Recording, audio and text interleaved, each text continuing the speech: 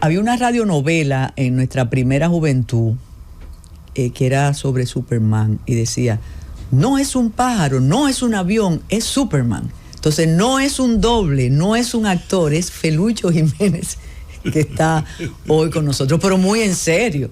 Como yo decía en la presentación, pueden pensar que es un doble suyo o un actor que imita esa forma locuaz de comunicarte, pero la verdad que quienes te conocemos hace mucho tiempo no nos sorprende ese amor por las letras, por la música, por la composición, pero ahora, bueno, ya tú vas a tener que hablar con los dueños de esta emisora y la dueña de esta emisora para que suenen tus canciones. Cuéntanos esa historia y sobre todo, si te divorcias de la política o es una separación de cuerpos con visitas nocturnas.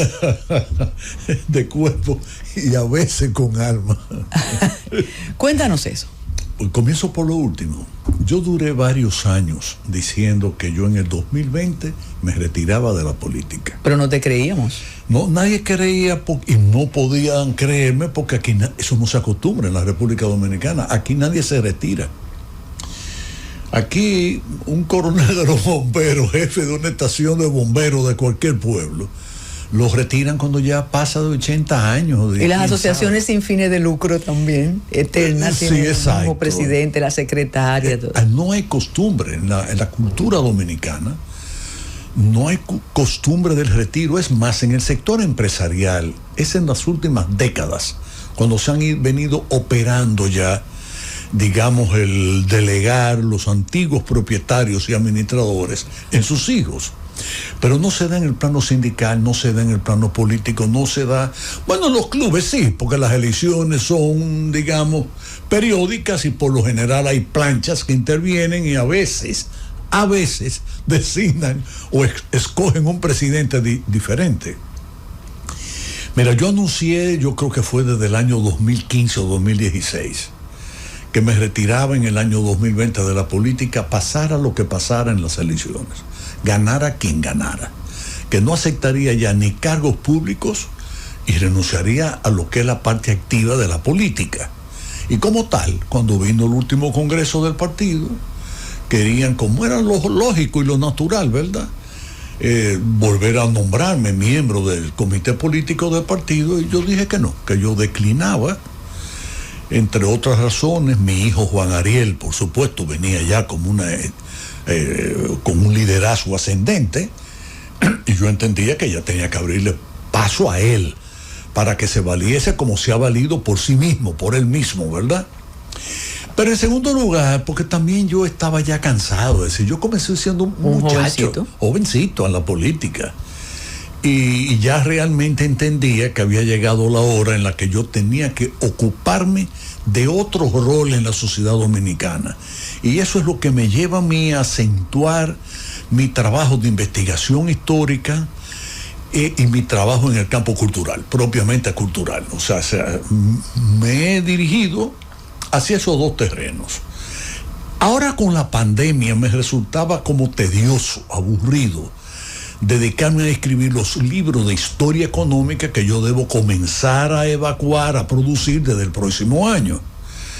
Me lucía más interesante y más entretenido, sobre todo uno encerrado en esa pandemia, escribir sobre música y hacer una investigación, o continuar más bien una investigación que yo había hecho sobre la música y sobre todo los músicos dominicanos. Pensé, y te interrumpo, que esa colección que debe estar en cualquier o en todas las bibliotecas de las personas que conocemos y amamos la música y los compositores dominicanos, como es algo tan voluminoso, tan detallado, que ahí tú habías cerrado eso también. Sí, yo también. Pero que va. En aquel momento lo pensé. Carmen, esas son 117 discos compactos y 4 videos que tienen en total más de 1.600 composiciones musicales de autores dominicanos. ¿Fuiste provincia por provincia? No, pero eso fue para el libro. Bueno, sí, pero en la colección musical que lo desarrolló por iniciativa mía la Fundación Refidonza, y que muy desgraciadamente... Pero espérate, saltamos. Vamos con el libro. Entonces, concluyes el libro y te quedas... No, primero se concluye la colección musical. Okay. Fueron 7 colecciones que van desde la música folclórica dominicana hasta la música culta dominicana y el canto lírico. Son 7 colecciones que en total tienen, como usted decía, 117 discos compactos, 4 videos, y eso está en la Biblioteca de Toronto, Biblioteca de Montreal, en la Biblioteca de Nueva York, en la Biblioteca de Washington. Y naturalmente en la refinería, ¿no?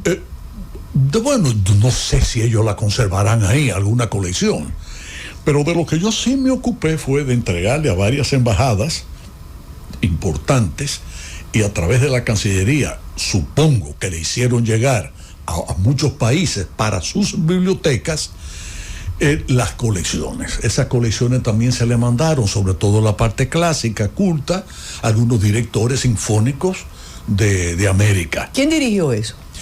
En esa colección participaron varias personas, porque cuando yo estuve en turismo, de secretario de turismo... Tú también hiciste algo, claro, ahí. Exacto. La primera antología, una de las 7 colecciones, la hice yo en turismo, que luego le pedí a turismo que me dieran a mí no, como persona, sino a la fundación de la refinería, el derecho de reproducirla, y la reprodujimos. O sea, comenzó en turismo la historia. El asunto comenzó en turismo, ¿verdad? Y se llama Un siglo de música dominicana, sí, que abarcaba todo, desde el merengue y el zarambo y la mangulina, hasta música culta. Eso me vino a la cabeza y como idea, porque en uno de mis viajes a España, creo que en el primer viaje, una funcionaria de la Radio Nacional de España me invitó a una cena en su casa, a un grupo, pero sobre todo era dedicada a mí la cena, y me regaló una cosa que yo lo atesoro y lo valoro muchísimo. ¿Sabes qué? Una colección que tenía 10 discos del cante hondo de Andalucía, o de Castilla-La Mancha. Y ahí tú dijiste, quiero hacer eso. Yo dije, pero este es el mejor regalo que puede hacer un presidente de la República. Entonces yo iba a diferentes países, veía un disco de la Corporación de Turismo de Puerto Rico, de la Corporación de Turismo de Venezuela, etcétera. Algunas líneas aéreas tenían jazz caribeño, por ejemplo. Puerto Rico nos lleva ventaja. Había una institución en Puerto Rico bancaria que hacía eso. Bueno, el Banco Popular Dominicano, que lo sigue haciendo, todos los años, el Banco Popular de Puerto Rico saca en disco compacto y en DVD canciones. Incluso hay artistas, comenzaron con artistas propiamente boricuas, pero han continuado con artistas dominicanos. Que ese es un tema subyacente, cómo reivindican lo propio. En Puerto Rico hubo un sitio emblemático que se llamaba 8 Puertas. Y ellos hicieron una colección. Hay videos musicales de los conciertos en 8 Puertas. Sí. Entonces, cuando tú ves eso, tú dices, voy a hacerlo desde turismo para regalar eso a los demás. Y le entregamos muchas de esas colecciones al presidente Fernández en aquel momento, para que los regalara a los visitantes distinguidos al país, porque ¿qué era lo que se les regalaba? Que está bien, yo no digo que no. Cajas de cigarros, por ejemplo, que también es un producto importante de República Dominicana. Algunas botellas especiales de ron, por ejemplo, que también es importante. Ahora regalan nacionalidad también, eso es bueno. Sí. Y por supuesto, turismo, cada vez que yo iba, porque yo tuve que visitar muchos ministerios y a mí me regalaban. Y normalmente cosas ¿cómo se dice? Artesanales, o sea... y yo regalaba entonces esa colección de música dominicana se la entregué yo a Juan Carlos I, el rey de España, porque nos invitaron. ¿Y cuál es la diferencia entre esa colección de turismo y la de Refidonza? Que Refidonza reprodujo, además de esa colección, 6 colecciones adicionales. Y dentro de esas 6 colecciones, por eso es que son 117 discos y 4 videos. Dentro de esas colecciones entonces aparece, por ponerte un ejemplo, clásicos dominicanos, que es 2 cosas: es la suma de composiciones de música culta dominicana, que arranca con José de Jesús Ravelo, y termina con Bienvenido Bustamante y con Papa Molina, François Guayot. ¿Y qué diferencia entonces con tu libro que tú vas Ahora vamos al libro. De compositores de La Vega, de Jarabacoa, sí, de Barahona, cuando de Puerto yo termino esa colección y la distribuimos, o iniciamos la distribución de esas colecciones, entonces viene la pandemia y yo le había sugerido a alguien allá que trabajaba conmigo, ¿por qué tú no aprovechas ya y escribes sobre los músicos dominicanos? Porque en esas colecciones aparecían brevísimas biografías de muchos de esos compositores. Pero no hizo caso. Entonces yo dije, bueno, pues la tarea la voy a cumplir yo. Entonces me dediqué efectivamente, y el libro que es Músicos, Compositores y Canciones Dominicanas, te lo voy a mostrar.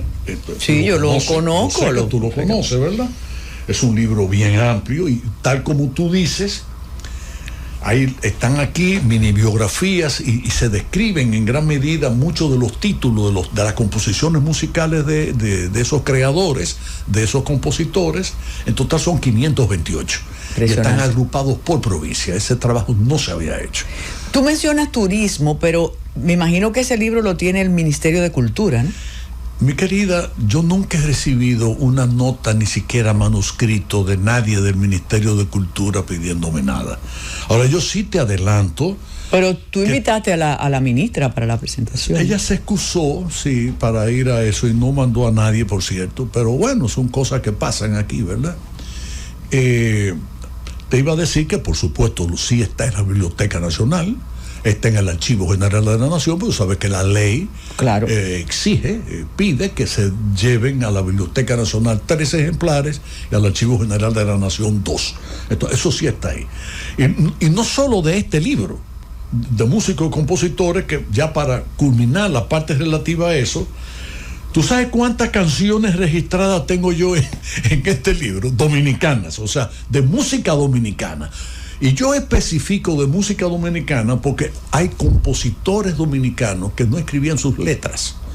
Que por ejemplo, te voy a... Pero como compositores de música. De música, que le ponían música a poesías, a letras de otros. El más importante de ellos es Julio Alberto Hernández. Julio Alberto Hernández, por ejemplo, que yo sepa, quizás escribió las letras de 1 o 2 canciones.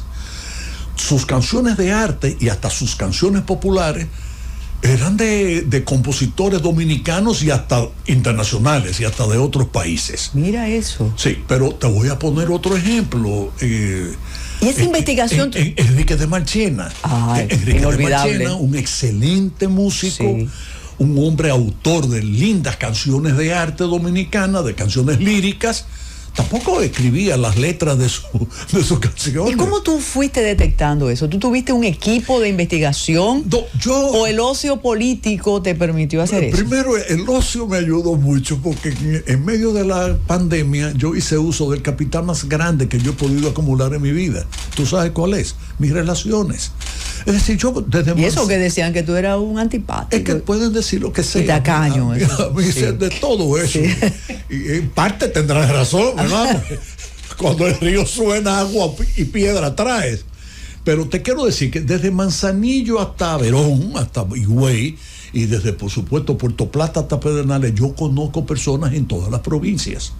Y sobre todo personas, digamos, de cierto nivel de formación. Entonces yo me fui poniendo en contacto, provincia por provincia, con personas que me podían ayudar a recabar las informaciones. Por supuesto que me leí todos los libros de Jesús Torres Tejeda, Luis Alberti, bueno, en fin, de Rafael Solano, del maestro Solano. Yo me fui leyendo todos los libros que se habían publicado aquí, el trabajo en que se hizo en el Centro León en Santiago sobre el bolero, el merengue. Sobre el merengue se han escrito. Entonces podemos sentirnos libros. Orgullosos de nuestros compositores, de nuestros músicos. Yo te voy a decir algo más, Carmen. Pues después que ya yo entonces escribí este libro, ¿verdad? Entonces ya comienza una fase que es como quien dice la continuidad de eso. ¿Y cuál fue la fase? Para estos compositores que yo te decía, hay cerca de 5.000 canciones y piezas musicales dominicanas identificadas, por eso se llama el libro Músicos, Compositores y Canciones Dominicanas de los siglos XIX y XX.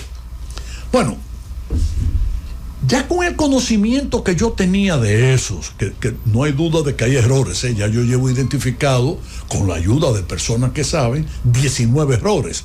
Pero de lugar de nacimiento, de fechas. No, más que de eso, ese ¿De autoría? No. Te voy a poner un ejemplo. Hoy hablé yo con el maestro Rafael Solano y le pregunto, dime una cosa, Rafael, ¿cuántos años tú tienes como músico profesional? Bueno, Rafael Solano vino a la capital en el año 49. En el 50 comienza ya el picoteo musical, ¿verdad? En eventos quizás como bodas, cumpleaños, etcétera. Y es en el año ya 51 cuando ya él ingresa a La Voz Dominicana a tocar como pianista de la Orquesta Angelita y luego se queda como director de la Orquesta Angelita muy jovencito. Muy joven. De muy 21 joven, años, sí. creo. Bien, ok. Pero entonces yo le pregunto, pero Rafael, pero ¿cuándo se podría considerar que tú ya comenzaste a vivir de la música, aunque fuese parcialmente? Ahí me entero yo que Rafael comenzó a tocar piano con la Orquesta Maravilla de Puerto Plata, dirigida por Severino. Jorge Severino. El papá del pintor, claro, del artista plástico, claro. Jorge Severino. Él me lo confirmó, me dijo, efectivamente, es el padre del pintor. Sí, sí. Ok. Tenía 13 años y ya tocaba el piano de la Orquesta Maravilla. Entonces le digo yo, Jorge Severino, y comienzo a averiguar. Ya yo estoy investigando sobre Jorge Severino. Porque no está en tu libro. No está en el libro. Yo inmediatamente busqué Puerto Plata, página 227, y lo estudié de nuevo. Nené Severino se llamaba. Nené Severino. Bueno, pero es... Tocaba el contrabajo. Nené era el apodo. Sí. Sí, pero el nombre era Jorge. Ok.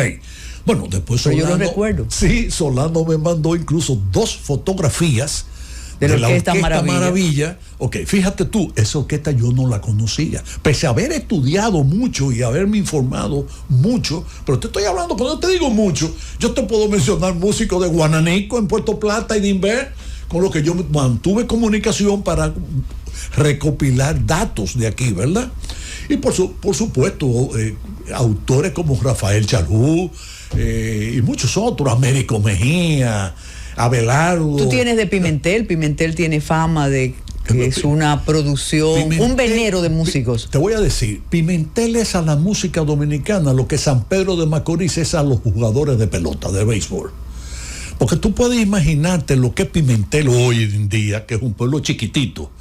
Pero el Pimentel de los años 30... Freddy Ortiz ha escrito mucho sobre eso. Pero el Pimentel de los años 30, o sea, de hace casi 100 años, yo imagino que sería un pobladito, no un pueblo, un pobladito quizás de 150 casas. Y creo que sería mucho, porque Pimentel, Villarriba, esos fueron pueblos que se fueron creando por el tren que iba de Sánchez a La Vega y La Vega a Sánchez. Habían estaciones para recoger arroz, cacao, sobre todo cacao, etcétera, y se exportaban por el puerto de Sánchez. Tienes un lugar donde hay más. Ahora que mencionas Pimentel, pensé en La Vega. Y de ahí, de Pimentel, de ese pueblecito chiquitico, salieron 2 de los más grandes compositores dominicanos. Porque Luis Calaf y Bienvenido Brens figuran entre los 7 u 8 mejores y más importantes compositores de música popular de este país. Y salieron de ahí, de ese villorrio, de ese pobladito que en aquel momento era Pimentel. Uno de ellos, Luis Calaf, no estudió música, el otro sí, Bienvenido Brens, estudió música. Que por cierto, me regaló la guitarra con la que él compuso... Pobrecita Golondrina. Golondrina sin amor se llama. Sí. Tenemos que hacer una pausa, pero quédense ahí que este señor que imita a Felucho regresa de inmediato. Adelante, Francis.